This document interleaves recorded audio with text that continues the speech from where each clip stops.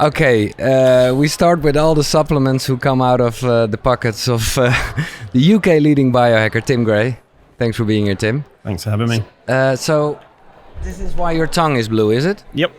Methylene. Methylene blue. So, why? What does it do? So it was one of the first pharmaceuticals ever made, and it's been used in the treatment of malaria. And it's naturally antibacterial, antifungal, antiviral. They've even used it for dyeing clothes blue as well. It's very multi-purpose. But when you say antibacterial, I think but we need bad bacteria. Yes, okay. Yeah. Also, it has a very interesting mechanism where it helps our body utilize oxygen better. So I like to take it, for instance, when I'm flying, because I check the air quality and oxygen levels, carbon dioxide levels in planes. Very, very poor. Very, very poor. Like almost migraine level of carbon dioxide. So using something like methylene blue when you're flying is perfect, because it means that your body is using oxygen more efficiently. And when you live in a city like London, like I do as well, obviously clean air isn't the best. So I use it twice a day there as well. But the byproduct is obviously a very, very funky blue tongue. Yeah. But, which also is a bit like a trademark, maybe. Yeah, it is. Yeah, for sure. Can I try it? Yeah, of course. Yeah. Try 3 drops. 3 drops, okay. Dus ik doe een dingetje op mijn tong. Perfect.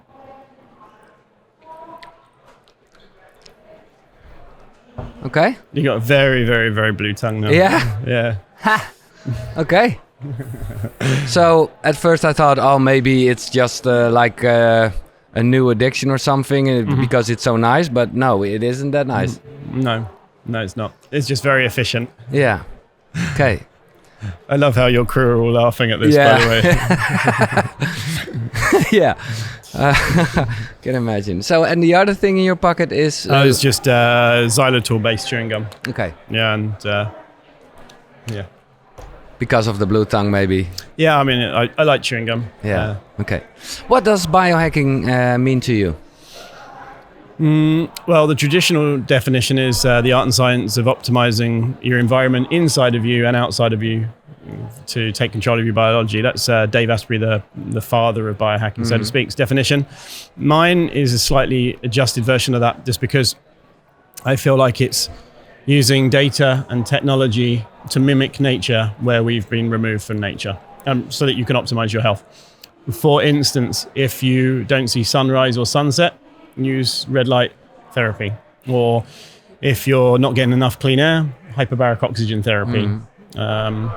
Or EMF blocking devices. Any of these things, we're using technology to reverse technology. So really it's with the mindset of optimal health. Yeah. But for example, do you think do you think that's biohacking? To someone that meditates that isn't a biohacker, it's not. It's just meditation. But for someone that uses it in a systematic approach, it is one of the biohackers' tools. For instance, so the NBA wear aura rings like us crazy biohackers do. They don't consider it a biohack. But as a biohacker, it's definitely a biohack. The same as yoga can be, or any of these things. Because hij heeft dus een ring om. Because this ring is tracking all kinds of things. Yeah. So after a meditation, you just check what just happened. Yeah, exactly. And what do you see then, for example, meditation? Well, so I find that actually my heart rate drops very well. And I don't mean just during the meditation. Sometimes it can actually spike because I'm often going on an inner journey and thinking about various things. Yeah. But I find that on the days where I do meditate, my heart rate variability, which is I guess, broadly speaking, the distance between the beats and the variation of them, is higher, which is great. And my resting heart rate is lower when I sleep. The days where I don't meditate or reflect, I'm generally a bit more stressed. My cortisol is higher and I don't sleep so well. So I do see it in the data very clearly, the days that I do and I don't. So let's go back to the moment this all happened. You were like, what's your age now? 43. 43. Damn. So you were like 32. Yeah. And then marketing agency, eating crap, wasted. Yeah. Is that a good way of... Yeah, working 16, 18 hour days, running one of my companies, waking up, eating crap food for breakfast, getting into the office, not drinking water, working in front of a screen all day, finishing work, and then going to another one of my companies in the evening, having food, then jumping straight into bed. And then on the Saturday night, because I was so stressed, I would get absolutely wasted and end up on the bathroom floor or whatever, and wash, rinse, and repeat every week. And then bloating, brain fog, anxiety, other things that when you think about that life, what comes up? I mean, I wasn't happy. I was earning a shit ton of money. I was very successful, quote unquote, but I was very unhappy, and I didn't have time to enjoy it. And I was just pushing my body more and more and more. And I think this is, as an entrepreneur or a business owner or someone that's very dopamine dominant, at chasing goals, prone to addictions as well. But I was addicted to work, not any of the illegal things so much. I was very unhappy.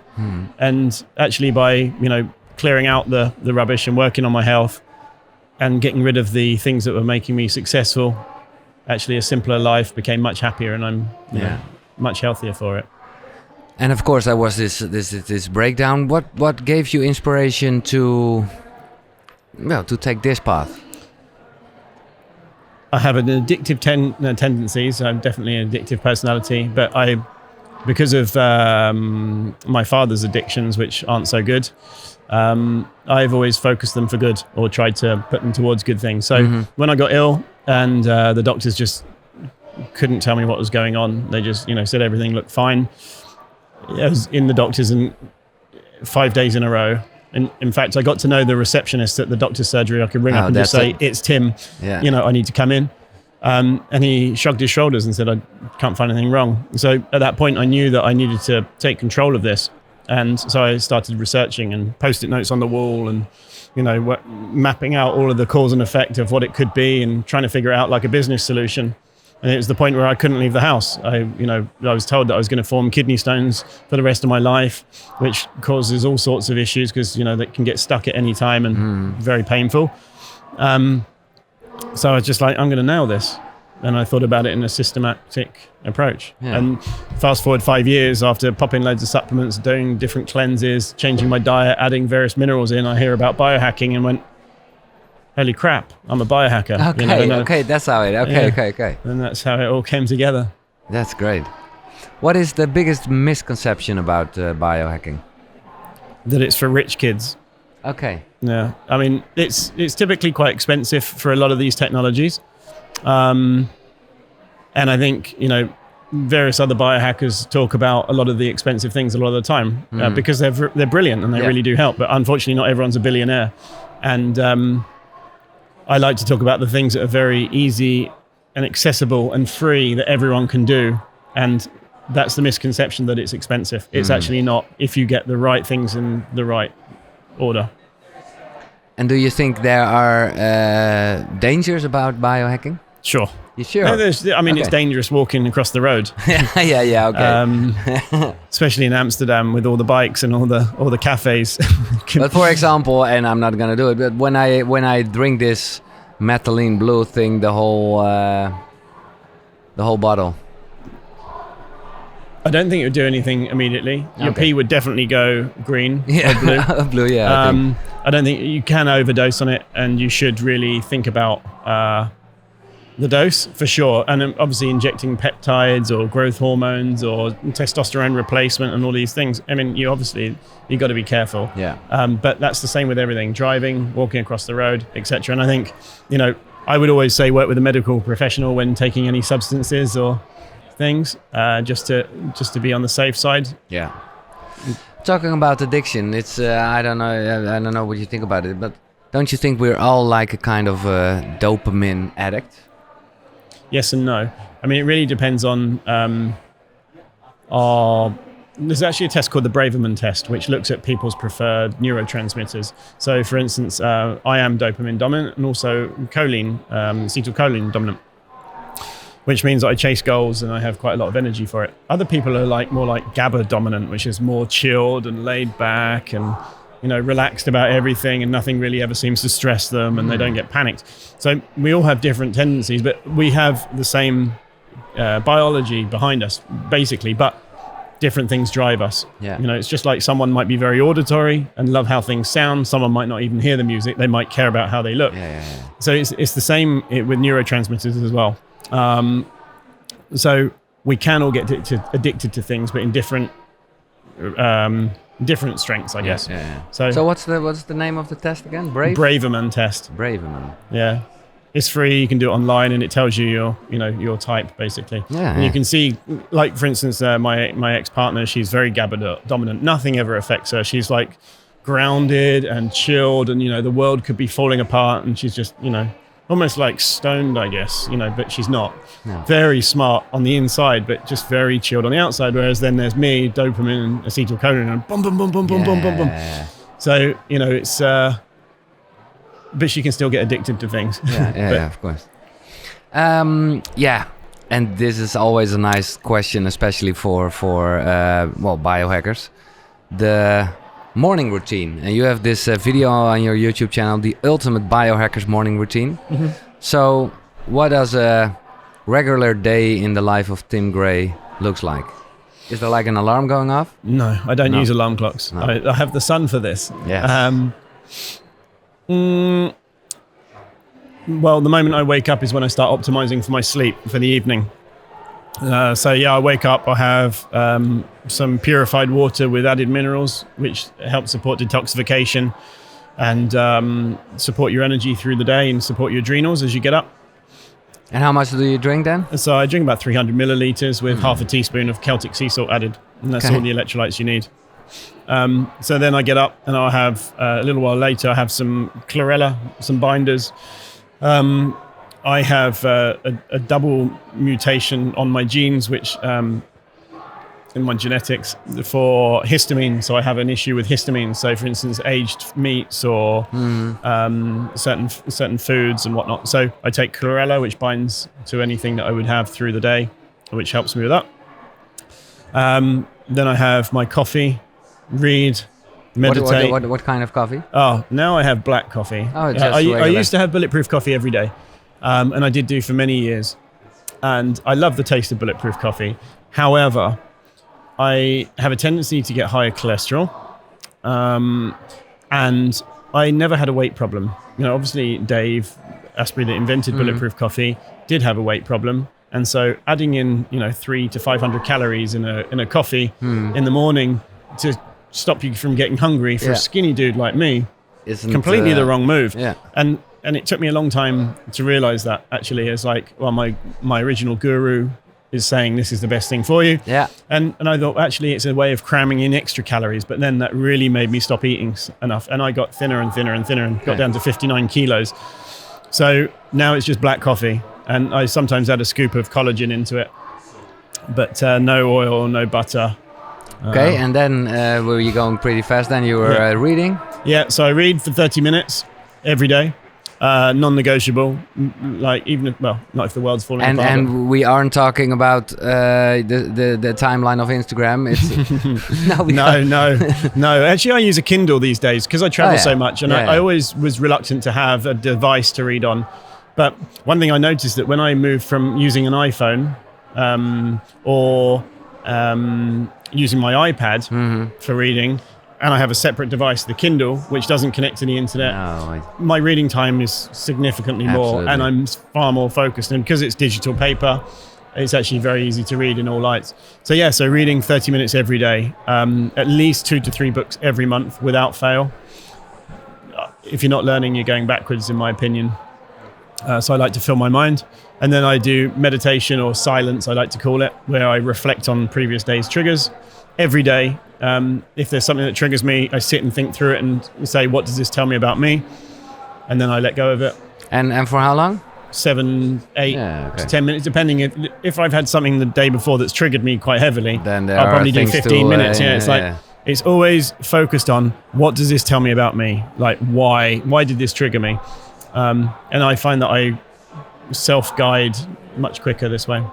And then there's exercise and journaling. So exercise, I have like a rebounder next to my standing desk. I have weights, a Roman chair. I have chin-up bar or pull-up bar, various other things. And I also do the gym 3 times a week. So that's all in the morning before I eat anything. before my day begins. So when you say that before I eat again, you're like the intermittent fasting guy. Yeah, for sure. Yeah. I mean, I don't think it's good to have your blood sugar spiked all day, every day. We didn't evolve eating all day, every day and just picking on things. And I find that for me, for my body goals, which was to put on, 15 kilos, if I eat throughout the whole day, actually, I start getting a bit insulin resistant and I start turning it into body fat, opposed to being slim and, kind of like 14% body fat, which is ideal for me. And then the cold shower, I guess. Yes, of course. Yeah, of course. It's actually a right bitch, this is, because I've always had a love-hate relationship with it, because I always have the hate relationship with it, afterwards the love, but every morning is again like, oh no. Well, I read a meme on Instagram ages ago now, and it's like memes seem to guide me, like good positive viewpoint ones. And it was a guy that can't practice intermittent fasting, abstain from porn, or hit the gym 3 times a week, or or what was the other one? I'll take a daily cold shower. Then, have a cold shower. Sorry. Yeah. Can't achieve anything if he can't beat his whims. It's like, damn you, Instagram! Like this is a good meme. So I saved it. I had it on my desktop wallpaper of my phone for a long time, and it's like these things like, how can I ever become great if I can't fight these basic things? So now it's a cold shower every day, and I love it. But I still hate it at the same time. Yeah, exactly. Yeah. And I read something about oil pulling. I don't know what it is. Yep. What is that? So oil pulling is ancient Ayurvedic practice. Oh, it's like scraping your tongue. Well, no. So there's tongue scraper, which you can do. Which I recommend using a copper tongue scraper. Yeah, exactly. Because it's natural, antibacterial. But oil pulling is when you put a tablespoonful of coconut oil or olive oil or MCT oil or whatever, and use it like mouthwash in your mouth for 5 to 20 minutes. In between your teeth, it helps kill off plaque, build up. Also helps balance your oral microbiome if it's coconut oil. It gets rid of people that have a coated tongue, a furry tongue, or bad breath and things like this. It helps very much. But is that a daily thing as well? Because you have this methylene as well. Yeah, most days. If I'm traveling, I tend to not do it, because I did it for so many years that I feel like I've already balanced my oral microbiome. Yeah. And I do a test a couple of times a year for this. So I don't really need to, but I do like it as part of the morning routine. But yeah, exactly. Because you are talking about health optimization, and that's your thing. You have your own summit in London. But for me, it's more like the Ayurveda thing, to scraping the day before gone, to start cleaning more like in a spiritual way, actually. I mean, it can be both, of course. Yeah, for sure. I mean, a lot of these things are practices, like religious practices, of where they do, for instance, obviously sniffing water and cleansing the nose, and there is. I mean, it is an interesting point, because a lot of people say, but what happens if I don't need to optimize my health, or what happens if I don't need to biohack? But for me, biohacking is something that I must do for my health and performance, but also I enjoy doing it. Yeah. Like, for instance, sex. We have sex to reproduce, or we have sex to have fun. It's not mutually exclusive. And so I think, resetting the day, almost like a part of your routine, just for fun, is fine too. It doesn't have to have And sometimes I think, which isn't a problem, but doesn't biohacking just create a placebo effect? Can do, but if it's working, does it matter? No, exactly. It's actually really interesting, because instead of the medical world saying, oh, it's just placebo, it's like, great, it's a placebo, we don't need to take anything else. We don't need to harm the body by putting more chemicals in, it's just working. Yes. But the other side is that if you forgot something and your methylene isn't with you, well, there could be that stress factor, which is, I haven't used it, and then... Yes, I mean, I guess for most people, maybe. I think me, after doing it for 10 years, I don't care. No. I mean, actually, it's part of my morning affirmations, which is something in my daily routine, is actually, if things aren't important, I don't give a fuck, basically. It just let stuff go. You're like, oh, I haven't done this. So what? As long as I think the law of averages, if you're particular about most things, most of the time, the one time doesn't matter. But it's when people don't care about most of the time that the one time does matter, and it becomes a negative habit. Yeah. I mean, it's a great question you raise, though, because, like, for instance, it's the same with the Aura Ring. Many people say, oh, I wake up and I see my Aura score and I'm stressed and then I have a bad day. But if you check in with yourself first and say, how do I feel? Yeah. Like, don't let a device tell you how you feel. No, that's a great thing. Check in with yourself and say, how am I feeling? Like, give yourself a score and then say, does the device reflect that? Yeah. And I think that's the same with all of these things. It's like, I know I can perform on stage without methylene blue. I did do for 40 years of my life. It helps me perform that a little bit better. But I don't kick myself if I don't do it. No, exactly. No, it's great that you're saying that. I think Vision talked about this in his latest book, that there was a test with trackers and they thought to a group, oh, your tracker is saying you have a bad sleep. Which actually that was the group who sleep well and opposite. And guess what happened? It's the same with wine. They did experiments with wines. Which one's the expensive wine? Which one's the cheap wine? Yeah. And they swapped them around. And people said the better tasting one was the expensive one, even though it was the cheap. Yeah. Yes. So, how would you define spirituality? Oh, deep question. It's a really good question. I love this. Yeah, what is it for you? It's actually a definition that I've played around with recently with my partner, my ex-partner. It's like, she said, you're not very spiritual. And I said, define what spiritual is for you. Exactly. For me, I think it's about believing in a higher purpose and not looking at the details and picking out specifics. It's about trusting your intuition and that things fall in alignment for a reason, opposed to, this happens, therefore this is happening. It's more like just sense and appreciate, the unlimited impossibilities of everything happening. Like crossing your friend in the street when you're on holiday in another country and you didn't know they were there. I mean, this is like believing in something else. So I can imagine that you believe in a higher purpose. Yes, I do.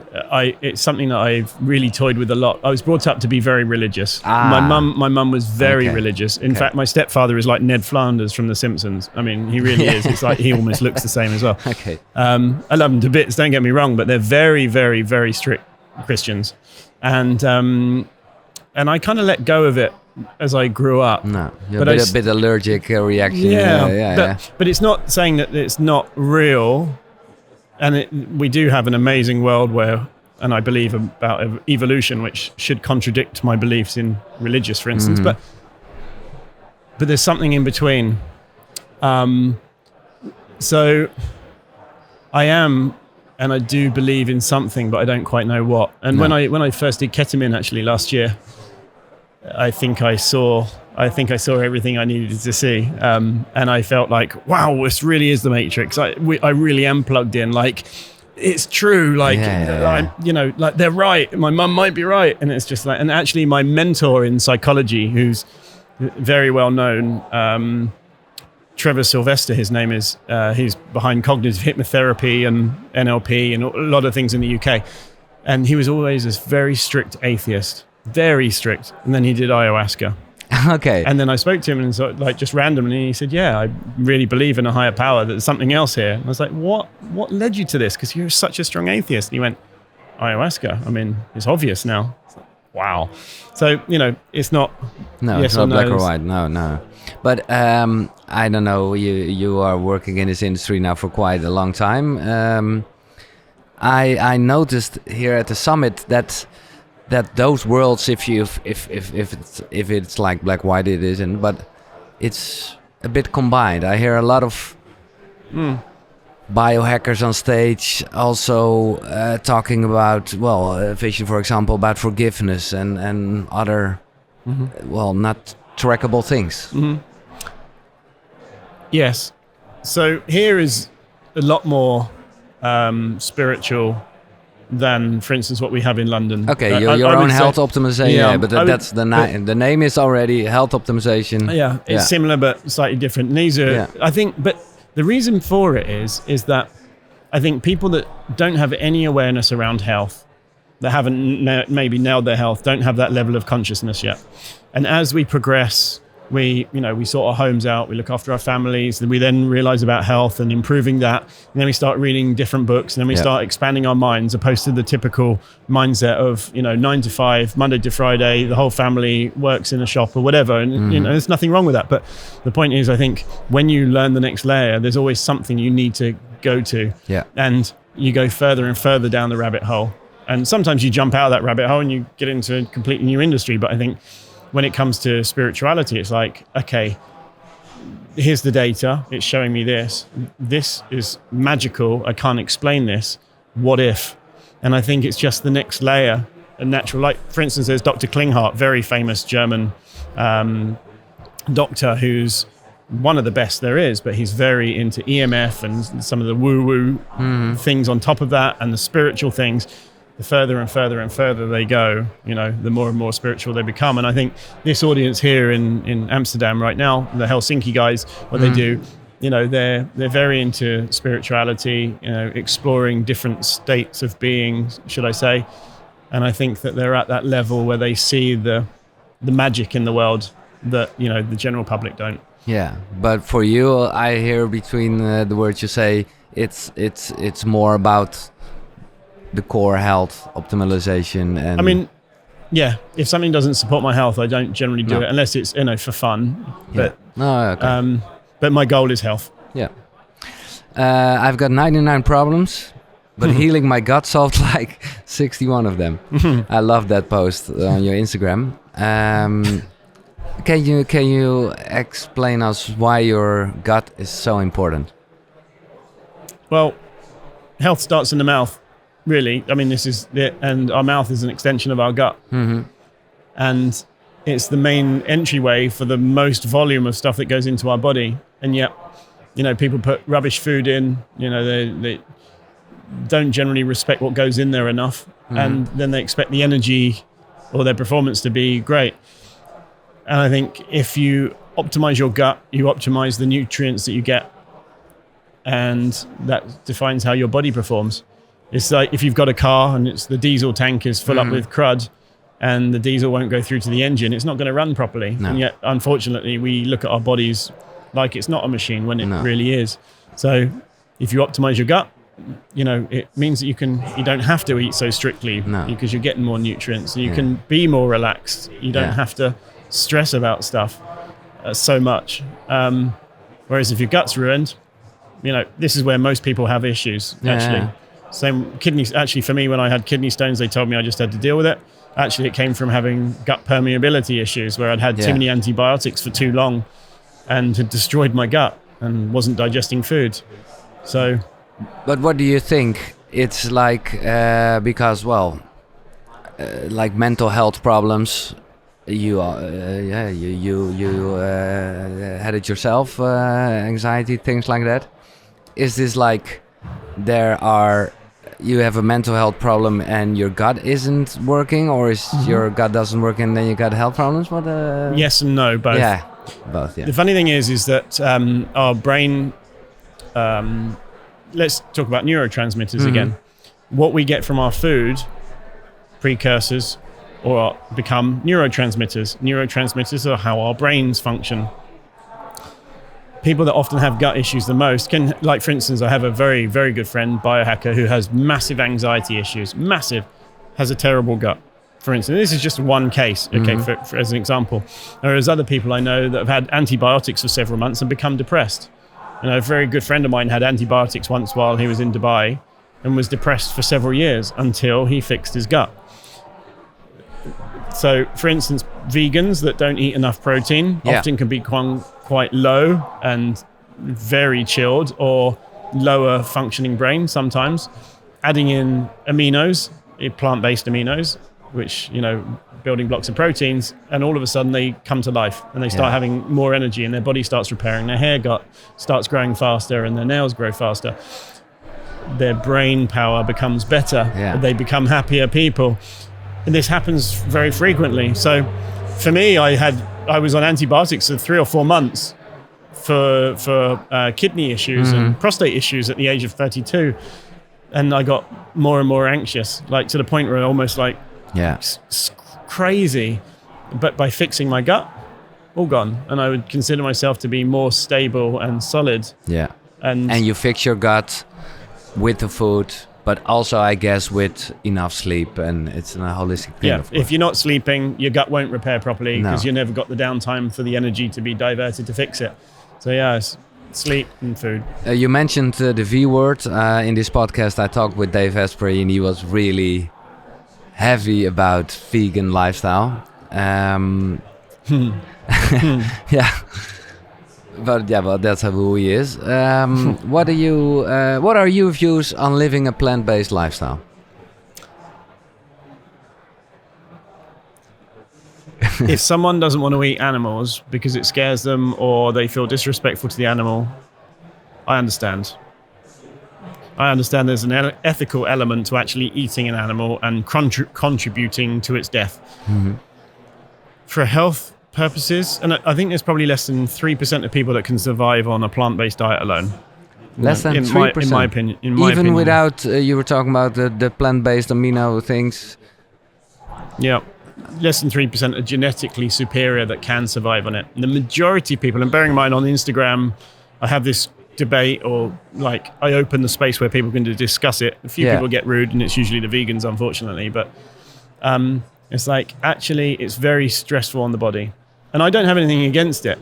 But when someone that's vegan actually says, well, I don't like killing animals. Well, actually, the average human would eat probably 1 cow a year. So they're contributing to the equivalent of 1 cow a year. Yeah. Whereas when it's a plant-based diet only, and they're having avocados flown over from California or Mexico, which have massive strain on resources, and almonds for their milk that have killed millions of bees to create these plants, and the pesticides that are killing the soil, and degrading the soil, which naturally needs the animals to eat food, poop it out for the circle. And actually, that's when they're oblivious to actually what is actually cruel to animals. And it's like, okay, one animal's death is greater than another. It shouldn't be like that. So I think if they're doing it for ethical reasons, I think they should revisit it. But I still appreciate they might not want to eat that. Having plant-based proteins is a good start, but they're not so bioavailable. Things like fermented source amino acids. Actually, I've actually brought some out personally. Some fermented sweet potato plant aminos, which are pre-digested almost, are very, very good. But you can't live off of powders. You need to eat natural foods. And if you can't get enough protein from your natural foods, there's something fundamentally wrong in your diet. That's my opinion. But, I respect anyone's choices regardless. Yeah. But you say that's very clear. Yeah. When you're talking about health, it's not a good idea. Yeah. I mean, I tried it as well. I've been doing it for over 10 years now. Yeah. I tried plant-based diet because I thought it was the right thing to do, and I thought my energy would go up. But in fact, I got more and more nutrient deficient. And I do a test called the NutriEval with Genova Labs, which is a metabolomics test. So it looks at what your cells are doing, what is in the cells. Yeah. I was so deficient, it's ridiculous. And the amount of tests I've seen from vegans, they are so deficient, their body is holding on for dear life. Yeah. Meat inclusion, not have to be carnivore. That's these people that are pushing carnivore diets and saying you must only eat meat.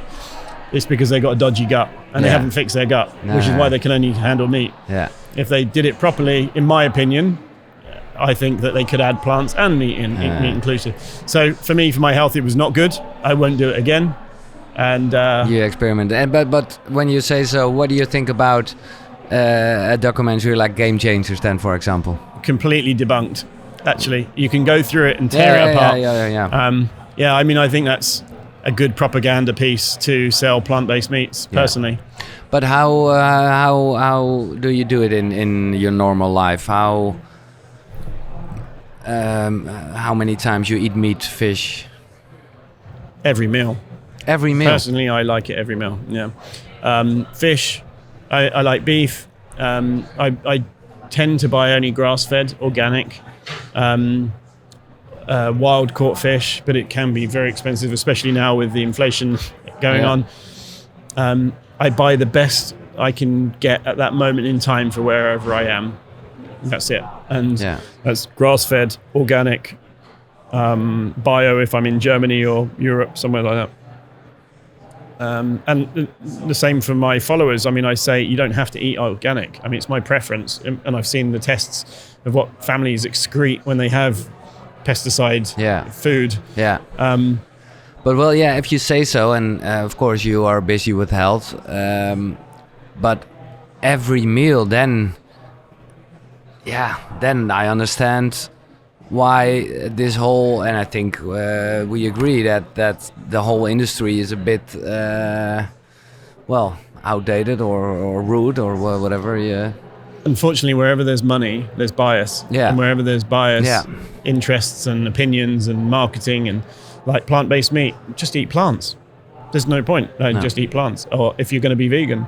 And I think everyone tries to skew everyone's opinion. My way's right. My way's right. Well, everyone's individual, and something that works for me might not work for you.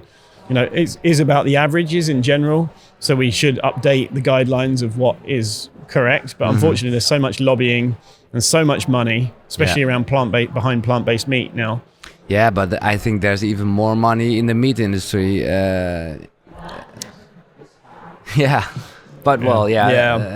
thing is, we evolved. My viewpoint is always, what did we evolve with? Because that worked to get us to this point, and what are we actually going backwards with? And we're getting more unhealthy. The difference is we have a whole planet full of people that we have to sustain. So I appreciate there's other elements that our ancestors didn't have. Yeah. Is there a hack that you look differently now that you did in the past because of new information or? I can imagine. No, it's a good question. So I'll give you two quick ones. One was grounding. So to stay outside. So my friend Matt Maruka, he's the founder of Rare Optics. He was a 19-year-old kid, like had health issues, realized that light impacted our health a lot. Very great guy. Anyway, he was standing out in the sea one morning like this, just with his arms out, like, grounded. It just feels amazing. I'm recharging. And I just looked at him and thought, you're crazy. Like, what is this? And he's like, do it. You'll feel amazing. I was like, I stayed upstairs. I carried on playing on Instagram or something. And he said, just look into it. So I listened to every podcast I could find on it. I picked up every book I could. I looked and spoke to the authors. I mean, I did everything. It's like I did not talk about it in public until I had done it properly. And actually, it's ridiculously good. So I thought it was the date of your ring isn't lying, I guess. Exactly. I mean, it's crazy. There's 23 or 24 studies now, including peer-reviewed studies about how amazing grounding is for health. If you have high cortisol and stressed, grounding for 20 minutes will bring it back to baseline. Yeah. If your cortisol is low, grounding will bring it back to baseline. It's nature's most powerful antioxidant. And, we're electrical creatures on an electrical planet. Yeah. And so that was one that I just thought was woo-woo BS. But it's actually my number one hack for everything, even on my talk today. And the other one is the ketogenic diet. Oh, yeah. I was at the forefront of that when it kicked off, and I thought it was amazing. Everyone should be on it. It made sense ancestrally, and then people started getting sick on it and not progressing and losing too much weight and causing microbiome differences and things. And I think, I was on the Bulletproof Coffee, train at the time. And I think it works for some people at certain times. For cancer patients, for instance, and things like this, it can be great. But I do think it's not one for everyone. It's individualized. So that was another thing that I changed my view on quite heavily. Nice. I ask you, like all my guests, to name 3 books that were, that influenced you on your journey as a human being. And now I know your morning ritual, so you read a lot of books. It was a tough decision. It's just what comes up now, but so. One, I would say the title's controversial, but it's actually an amazing book that every man on this planet should read. And it's called The Way of the Superior Man. David Dida. Yes. Because I'm 43 now and I've been looking for my partner in crime. The thing is, I realized recently I hadn't been ready myself. And the common factor in all of these relationships was me. And while I'm quite a strong guy in some ways, I was raised by my mum. So I'm very empathetic and feminine in some ways. And whenever I've had a very female woman, it's triggered me because it brings out the female tendencies in me. Whereas when I have a very masculine woman, it also triggers me. And I need someone that's a little bit more centered. Where the superior man really tells you how to be a man, and how you can add value to the world, how you can help protect your woman, and how you can just be a better human. And females can read it as well. Yeah, obviously. absolutely. But I think it's incredible. And after reading this and seeing the world in masculine and feminine energies, it changed my life. I think it was the final piece of the puzzle for me. And when did you read So I this? first read it about 2 years ago. Yeah. And I read it again about 6 weeks ago. Yeah, okay. The funny thing is, the first time I read it, I heard one version of the book. And the second time I read it, it's like, wow, I didn't see that before. And it's like next level. So that's one. A spoiler for you, but just read it yourself. But there's also like the female version. And me and my girlfriend, we both read the two books. Yeah. Stick to the man version. That and a lot of other guests said it as well. He also tried to do the other way, but it's not the great tone as in the Way of Superior Man. Unfortunately, a lot of publishers like to do this. They get a great first book, and they're like, "Now your name's out there. How can we get on the next one?" Yeah. And a book that may have taken 5 to 10 years to write, and then the next one's farmed out in 6 months. So I think I had read actually the reviews on Amazon and really brought that one. Yeah. There's actually another book that goes alongside that. It's not one of my top recommendations, but it's called Bingo Theory. Okay. And by Mimi. Actually, I met her husband by accident in a conversation in Iceland, just at the time I was reading The Way of the Superior Man. But that's about understanding masculine and feminine energies more specifically. It's incredible read. Nice, thanks. Okay. Book number 2. I would say Health and Light by John Ott in the health space. Don't know that. And it was about a guy that was commissioned by, I think it was Disney, to record a pumpkin from being planted as a seed through to growing up and then shrinking back down. And I think it was for Cinderella, the movie, so you could see it, grow. Yeah. They tried to grow this thing under various different colors of glass and things like that. And they realized that when they put different color perspex, it didn't grow. And they tried it with different crops, like some things would grow tall, different colors light would not let it grow. Right. And then the flash throughout the night to take a photo of it every hour or so would actually wake it up so it would stop growing.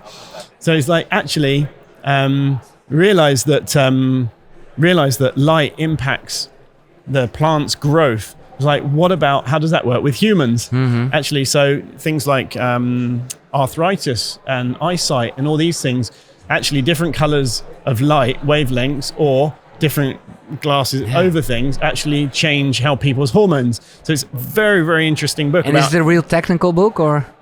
Partially. But there's a lot of studies out there now that backs up this book because it was written a long time ago. So incredible. Nice. Yeah, and I think that's why, for instance, I woke this morning with a migraine, quite a bad one, and I couldn't figure out what was going on. And I realized that the lighting in this venue is LED, and if you hold your video camera to it, you can see it's flickering. Yeah. Flickering lights trigger migraines in me. And so, these things are all around us, and yet we don't know. And it's funny because light is photon. It's a source of energy for us as humans, which is why we charge in the sun. We need to eat less food when we're in a hot country. And yet it's completely forgotten by us all. Yeah. So this book's great for that. And the third book? A book called Thinking in Bets. Thinking in Bed? Yeah. Okay. So my friend and mentor, Martin Tobias, told me about this book. And I'll give you a very, very quick view of it. Yeah. If you have a hand of cards that has an 80% chance of winning, you will play that hand of cards, right? 800 times out of 1,000, it's going to win. And yet, when we're in life and we do something or other, and it goes wrong 2 or 3 times in a row, we change what we do. We forget that, in fact, it's probably the right thing to do.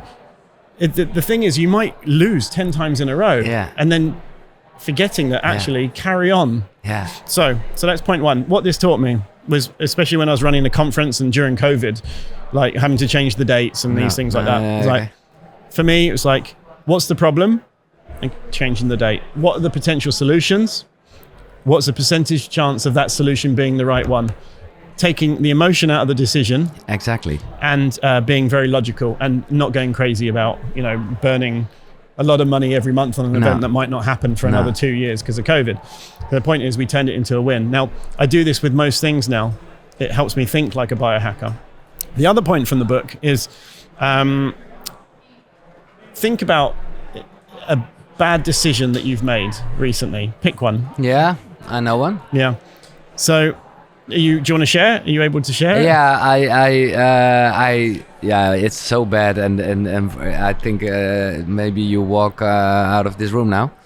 But I started smoking again. Okay. And so, why would you consider that a bad decision? Well, because it's not bad for you. It's bad for you. It's crazy. Okay. Maybe it isn't a good example, but we'll go on. Fine. So. Yeah. Okay, so I'll give you a side example, and I'll touch on the cigarette thing in a second.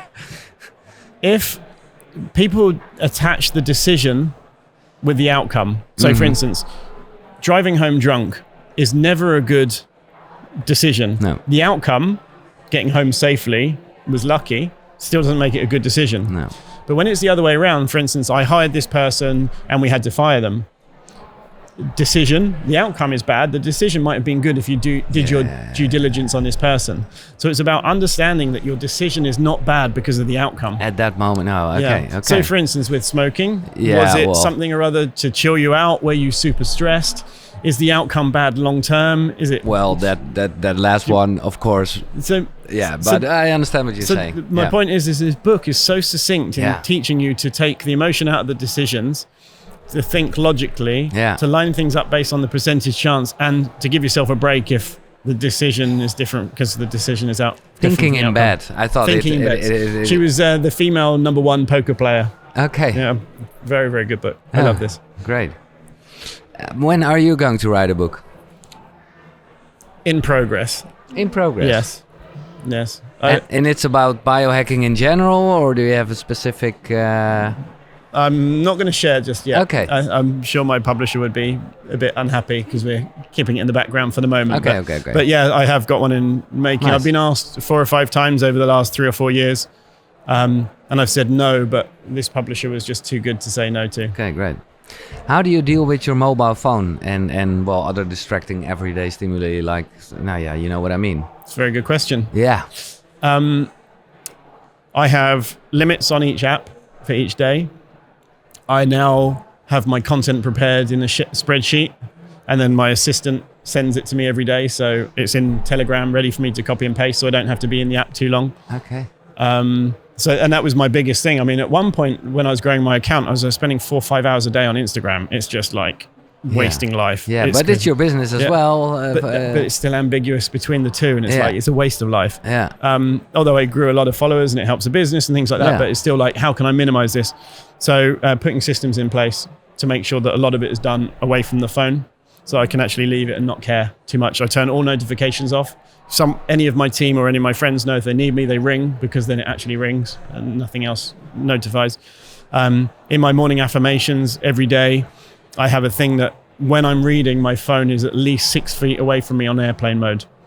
That's it. I mean, these are like, you put actually Atomic Habits by James Clear taught me a lot of these things. Is like thinking about putting systems in place so that you have to trip over these things, so that you automatically do them. So I build this into my life. Nice. And is it still sometimes hard? Sometimes. When the algorithm targets me with bikinis and things like that, I mean, I'm a guy. I mean, you can see a bikini, you're going to look. And the thing is, when you click on one, then you start getting targeted more. So sometimes I'm like, I look and I'll be like 20 minutes later, I'm like, God, I've got to leave this thing alone. So, but the main point is, I think my morning affirmations is a daily check-in of these things. Yeah. And it reminds me every day, opposed to 3 months later going, I forgot about this rule that I set for myself. It's there every day in my affirmations. We talked about the morning routine with the affirmation. Do you have like an evening routine? Yes. Yes. Can you share that? No food after sunset, except for an exception, such as an event like this. Yeah. Blue blockers 3 hours before bed every night. No TV that has any killing or violence or anything that might spike my cortisol, because you're supposed to be winding down. So you don't check the news then? No, I don't watch the news at all. I don't read the newspapers. I don't watch the news. I mean, for 3 weeks during COVID that I did, it was dark, man. Yeah, it was dark. Time, And like, actually, I was like, almost like, what's the point of continuing? Like, what's the point of life if this is going to go like this? So ignorance is bliss. If there's something I need to help on, I'll step up. But I see newspapers as marketing machines, basically. That's what it is. Podcasts are the future. Like I really think that, it really is. It's true, unbiased information from people's opinions, talking in a room where other people wouldn't usually be able to hear, versus a pre-discussed agenda. So so anyway, wind down, and no phone for the last hour before bed, minimum. I mean, ideally more than that. Yeah, nice. And no breath things. I do this in the morning most of the time. Yeah, that's what you said. Yeah, okay. Yeah. How vital or weak will humans be in 50 years, you think? How what, sorry? How vital? I am hoping to die as young, as late as possible. This is the thing that I say. So I would much rather just drop off a cliff and die at one point. Yeah. And but it's more, okay, we go to that question, but it's more like in general, the human being. Do you think we live in a good time and we will be older, or will we more vital? I think there's a way to go yet. I mean, the younger generations are certainly becoming more wise. Like, nightclubs aren't filling up as much as they used to. Sure, within a certain age, they're still very popular. But I think people are becoming more aware of the things that are failing. For instance, my knowledge, and many of my friends that aren't even biohackers, have far more knowledge about health than their parents did. And they're healthier than the parents did, that were. So I think that things are turning around. And I think things will get better, but they're going to get worse before they get better. Yeah. You just have to look at obesity rates and health issues and, all these things that are going on. But I think things like the Biohacker Summit or my conference or any of these others are raising awareness of we can do better. Yeah. And our parents didn't have that luxury. And that will have that ripple effect. And these are the early adopters. These are the earliest adopters, which means it's a few years away. Yeah. From being more mainstream. And what were you saying about your own life? You're not afraid? No, not at all. I mean, obviously I don't want to go anywhere just yet, but my goal from doing all this stuff is, people say, well, you put a lot of energy into this. Yeah, but a lot of people put a lot of energy into Instagram or other things or whatever. It's like, I want to be as young and die as late as possible, and I'm 43 now, and I look younger than I did at 33. Absolutely. And I feel better. I have higher testosterone naturally. I have much better fun. I'm much more aware of everything. I'm not bragging about all this stuff, but the point is that it works. Yeah. And I'd much rather continue on this vein than on a positive tangent than the negative one that I was going on. And that's more like a spiritual question. What you think will happen? With me specifically, you mean? Yeah. So Tim Gray, at a certain point, your heart stops ticking, and a doctor will say he's dead. That's deep. It's really deep. Yeah, my mind goes straight away to having built out the conferences so that it continues without me. This is really what my goal is, so that people understand all this cool stuff they can do that's more available to the mainstream health optimization summit, several locations around the world. This is really what I would like. And for me, it's irrelevant. I've had an amazing life. I'm very, very happy with what I've done. If something happened to me tomorrow, obviously I wouldn't know, but the point is like, I feel like I've been enjoying this game that we are living in. Yeah. And while I want it to continue and have kids at some point, which is really important for me, really helping as many people, not to sound like a cliche, but helping as many people as possible know this stuff that is so basic that we've been detached from our ancestors, that this is, when it stops, that would make me very happy. Yeah.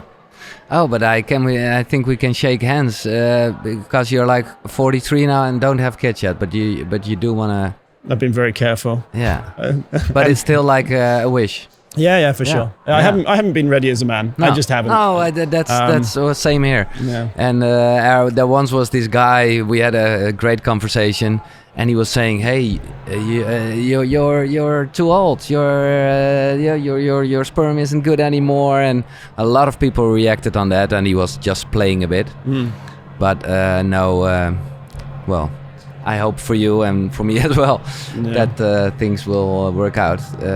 Everything will be as it's meant to be. It always has, and it always will be. And this is what I trust. And maybe that's the spirituality part in me. Yeah. So last question because now your answer was more like, how do you want to be remembered? You say, hey, it's about the Health Optimization Summit and all the things I do. But what do you think will happen with you, your energy, your soul, your... Yeah. Okay. I have absolutely no idea. I really don't know. No. I mean, I've been high with certain friends and we've had the same thought at the same moment, and there's been an element of connectedness, like, wow, we do go somewhere. I did some ketamine a few weeks ago, actually, and I saw the universe fold into itself, and I was just like, wow, like is this where I'll be going at some point? I really don't know. No. I really don't know. I would like to think that there's a collection of all of us up somewhere laughing at how ridiculously stupid we are, and how we took life too seriously and not just, enjoyed the ride a little bit more. But yeah. Yeah. It was a very nice conversation, Tim, with Blue Tongues together. Thank you so much for your time and energy, and I would love to join once the Health Optimization Summit. Yeah, please do come. Thank you for having me. Yeah. It's been awesome. Tim Gray, ik ben benieuwd wat je ervan vond. Dit was weer helemaal biohacking in optimaal forma vanaf de summit, dus laat altijd dingen achter onder in de reacties. En vergeet hem vooral niet te delen, want misschien zat er wel iets interessants voor je in. Thank you so much again, Tim. Thank you. Dit was KUKURU, tot de volgende zonnegroet. Hoi.